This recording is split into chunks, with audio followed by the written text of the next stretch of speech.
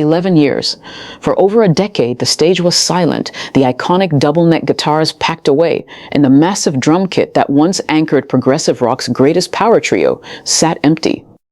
When Rush walked off the stage at Los Angeles Kia Forum on August 1, 2015, fans knew it was likely the end of an era, but nobody anticipated the profound heartbreak that followed in 2020 with the passing of Neil Peart, the man affectionately known as The Professor. His loss seemed to cement a painful truth: Rush could never, under any circumstances, return. Yet fast forward to 2026, and the impossible has happened. Driven by a deep, undeniable longing to play the music they spent half a century creating, Geddy Lee and Alex Lifeson made a choice that shocked the rock world. They announced the 50-something tour, a monumental multi-city trek celebrating more than 5 decades of Rush history. But a shadow loomed large over the announcement. To make this dream a reality, someone had to step onto Neil Peart's lofty drum riser. How do you ask a musician to fill a role that is universally considered irreplaceable? Enter Anika Nilles. A 42-year-old German-born drum virtuoso, composer, and producer, Nilles was no stranger to elite musical pressure, having previously toured with guitar legend Jeff Beck. But taking on the Rush catalog in front of one of the most notoriously meticulous air-drumming fan bases on Earth? That was a different beast entirely. She wasn't a die-hard Rush fan growing up, making her introduction to the band's dense, polyrhythmic world a sharp, intimidating learning curve. Now, after launching the tour with an emotional 4-night, sold-out stand in Los Angeles, the ultimate test is rapidly approaching on the calendar. The band is heading north, back to where it all began. The Toronto homecoming at Scotiabank Arena is just weeks away, and the stakes in their hometown have never been higher. The pressure cooker didn't start under the arena lights. It began months earlier, inside a highly secured, soundproofed rehearsal warehouse in Toronto. Geddy Lee and Alex Lifeson knew that nostalgia alone wouldn't carry this tour. Rush fans don't just listen to the music, they study it. If a single fill-in Tom Sawyer or a time signature shift in YYZ was even slightly off, the illusion would shatter. For Anika Nilles, this meant completely restructuring how she approached her instrument. While Nilles is an absolute master of modern progressive drumming and odd meter, her natural style is rooted in a fluid, groove-heavy phrasing. Neil Peart's playing, by contrast, was highly structured, deeply compositional, and relentlessly powerful. Every single note he recorded was a deliberate architectural choice. To bridge this gap, the trio spent up to 10 hours a day locked away in rehearsals. Geddy, known for his relentless work ethic, stood just feet away from Neil's, his iconic jazz bass locked in tight with her bass drum. Alex would frequently stop a song to tweak a guitar tone, ensuring the sonic space matched the original analog warmth of the 1970s and 80s. The physical toll was immense.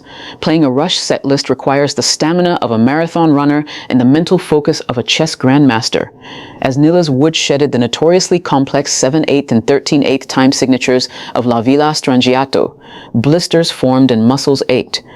There were moments of quiet frustration in that room, moments where the sheer weight of Peart's legacy felt suffocating. But slowly, a breakthrough happened. Instead of forcing Nilles to be a carbon copy of Peart, Geddy and Alex encouraged her to bring her own voice into the pocket. They weren't looking for an impersonator, they wanted a bandmate. By the time rehearsals wrapped, the chemistry was forged in sweat and steel. Yet, practicing in front of a handful of crew members is a world away from facing a hometown crowd. As the tour buses finally rolled out of Toronto to kick off the initial US dates, everyone knew that the real crucible was still to come. The tour kicked off at the Kia Forum in Los Angeles, the very venue where Rush had played their final show with Neil Peart back in 2015. The poetic symmetry wasn't lost on anyone, least of all Anika Nilles. Walking out onto that stage for the first of 4 sold-out nights, she was greeted by a sea of skeptical eyes and a wall of tension you could cut with a knife. For many in the audience, this was hallowed ground.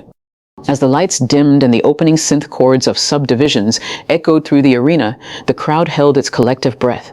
Geddy's vocals soared, Alex's chords crunched, and then the drums hit. Nilles dropped into the groove with a ferocious, crisp precision that immediately caught the audience off guard.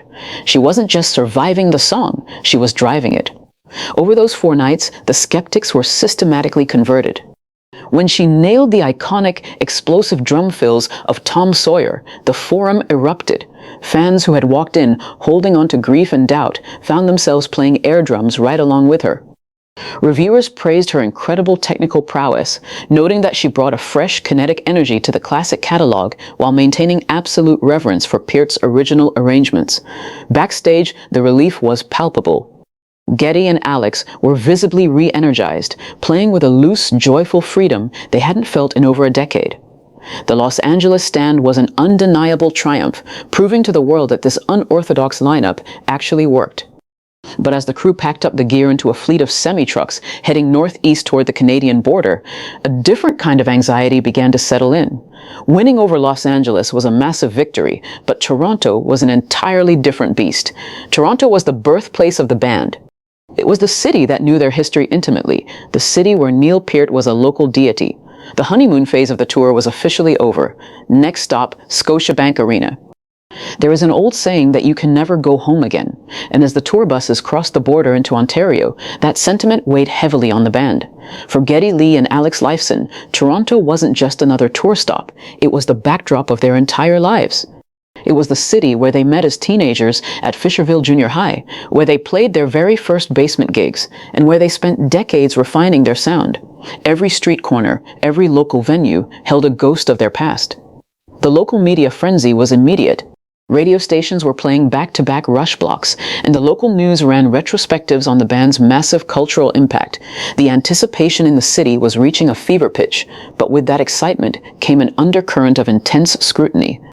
Toronto crowds are fiercely loyal, but they are also highly protective of their musical heroes. They didn't just love Rush, they owned a piece of them. For Anika Nilles, the pressure amplified tenfold. In Los Angeles, she was a fascinating new element to be discovered. In Toronto, she was stepping directly into the temple. She knew that in the audience at Scotiabank Arena would be Neil Peart's family, lifelong friends of the band, and old road crew members who had spent 30 years watching The Professor from stage left. The day before the show, the band held a sound check in the empty, cavernous arena. The acoustics of the empty bowl felt cold and daunting. As Nilles tested her snare drum, the sound cracked through the empty seats like gunfire. Geddy stood near the microphone, looking out at the rows of empty chairs where he had seen his neighbors, his family, and his city sit so many times before. He turned to Nilles, gave a warm, reassuring nod, and said, "Just play." But as the house lights went down the next evening, and 20,000 screaming fans packed the arena to the rafters, the true weight of the homecoming finally crashed down. The roar inside Scotiabank Arena was deafening. A wall of sound generated by 20,000 people who had waited 11 long years for this exact moment. As the house lights plunged the venue into total darkness, the video screens flickered to life, displaying a retrospective of the band's historic career. The nostalgia in the room was thick enough to breathe. When Geddy Lee and Alex Lifeson finally stepped into the spotlight, the ovation was so intense it physically shook the concrete floor. Geddy beamed, raising his bass in acknowledgement, while Alex strummed the opening chords to "The Spirit of Radio." The crowd sang along with every single lyric, their voices drowning out the massive PA system. But all eyes quickly shifted to the back of the stage, where Anika Nilles sat behind her custom kit. The opening track was a sprint, requiring blistering speed and precise hi-hat work. Nilles looked locked in, her face a mask of pure concentration as her sticks blurred through the air.